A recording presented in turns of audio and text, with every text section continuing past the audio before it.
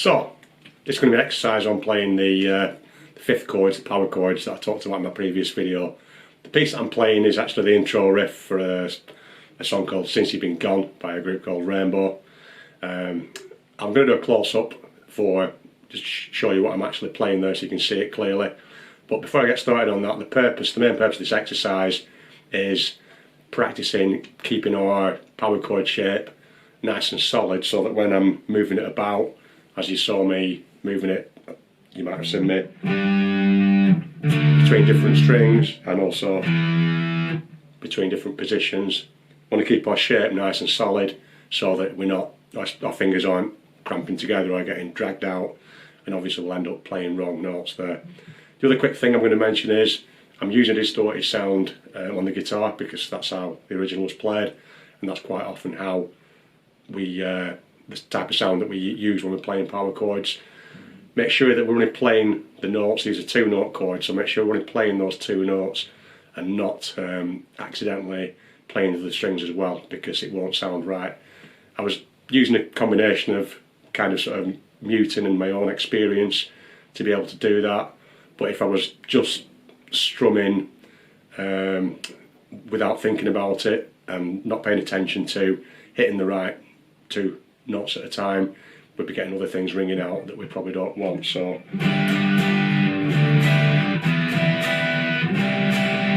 bit exaggerated there, but obviously keep it nice and tight, the movement, and also make sure that we're only playing those two, and not having the other strings ring out. I'm going to close up and then you can see exactly what I'm playing and I'll talk you through it. So I'm playing 4 chords in that riff, and we just have a pattern based around those chords. So the first thing I'm going to do is we're going to identify where we're going to play those chords. So forgetting the actual the chord to start with, we're going to begin with identifying the first note of the chord in each position. So the first chord I'm going to play is going to be a G, and the first note of the G is going to be on my 10th fret here on my A string. So I'm going to find that first. So I'm just playing that single note. The second one, again, is going to be my 10th fret on my E string this time, and that's going to be a D. The third chord is going to be an E chord, and it's going to be on my 7th fret on my A string. The fourth and final chord is going to be a C, and that's going to be there on my 8th fret on my E string. So you might find it useful, first of all, before worrying about the chord shape, just to identify those notes so that you know, in terms of location on the neck, where it is that they're going to be playing. So if I play that same riff just using the notes before I add the chords in.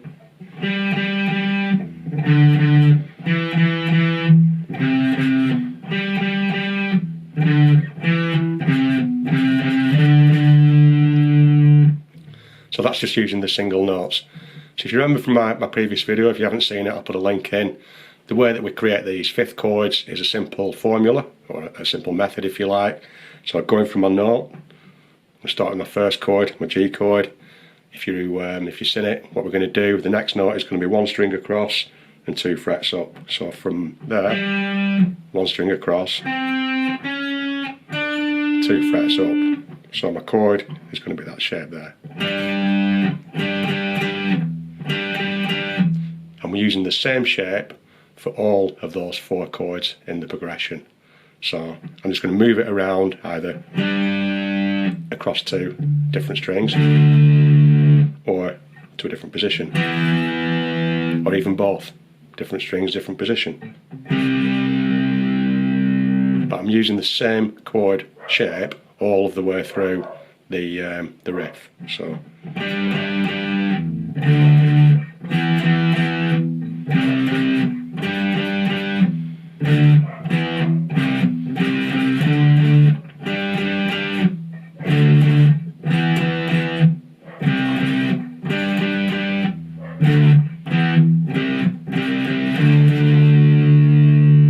as I mentioned earlier, it's important to concentrate on keeping your chord shape nice and solid, so that when I move it to a different place, I'm going to keep the fingers in the same place for the next chord to sound okay. So when I'm moving, let's say from my first chord from my G to my D, I don't want to be just moving one finger and not the other, so that's not what I want. I want to keep my shape nice and consistent. When I'm moving different frets, I want to keep the spacing between my fingers the same, so I don't end up, as I say, stretching out because I'm trying to drag the shape by squeezing on too hard, and I'll end up with the wrong chord. So we're working on the finger spacing and keeping that shape of your fingers nice and consistent throughout of the chords. Just going to finish off by mentioning a couple of things that are related to this particular piece that might catch you out if you're not aware of them. So let's say that you've got your chord shape nice, you're getting in the right positions and you're playing them well, just like I hopefully was there. What if it's not sounding like it's in tune? Now, the reason I mention it is because I've seen it before with students.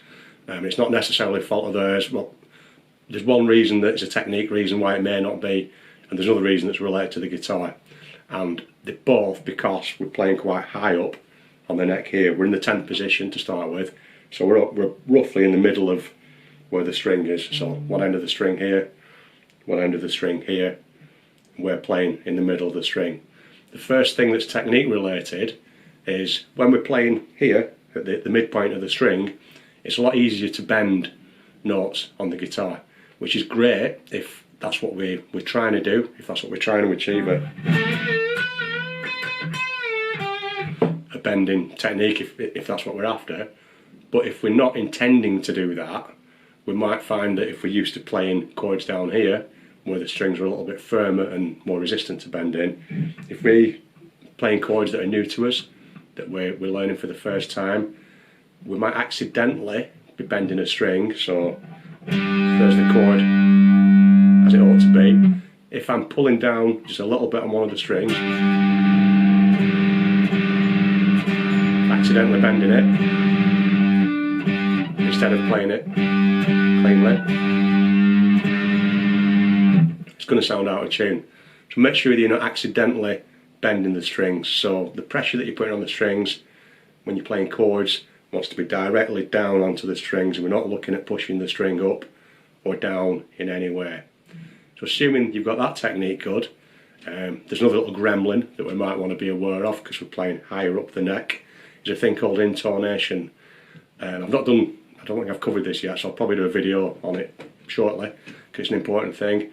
And what that means is, as we play higher and higher up the neck of the guitar, our intonation, what we call our intonation, becomes more important to our tuning. You tune your guitar normally with your tuning pegs, using your device, your phone, whichever method you use, and you can get the guitar perfectly in tune, and when playing down here, it will sound perfectly in tune. Another thing that affects your tuning when you're playing higher up is the actual length of the string. So the point here from our nut to the point where the string ends here on our bridge. In the case of this guitar, there's the bridge saddles on this particular design of guitar. Now, this is set up so that these saddles are actually adjustable. They can move shorter or longer to adjust your string length, and that's basically how your intonation is. If your intonation isn't correct on your guitar, then the higher up you play on the strings, on the neck, it may end up sounding out of tune. Even if you're playing the chords correctly and you're not accidentally bending through no fault of your own, it's a guitar setup issue, not a technique issue. So just be aware of that. If you feel like you're doing everything right, as I've demonstrated it, and your technique's good, and you're in tune with your tuner, that may be the reason why you may still be having problems. It might sound a little bit iffy up there. As I say, I'll do another video on that just to explain it a little bit better, because this is a power chord video. I chose this riff because, well, it's a cool riff. Just to get you going. It's simple, there's only 4 chords, same shape all the time, and the rest of the song's actually pretty cool as well, so I might actually cover the rest of the song with some nice arpeggiated chord bits in it throughout the verses of the song and the other parts of it. So I might do another video covering other bits of the song later, I don't know. So enjoy practicing this, and if you know your technique's good and your tuning's good and it sounds a bit iffy, it might be your guitar, it might not be you. I know my guitar's set up right. If you're just starting out, if you've just gone and bought your guitar, that might not be the case. Even sometimes the intonation will slip, it does need adjusting sometimes, so do your best with it. If your chords sound good down here but not up here, the chances are that's going to be your issue. Enjoy.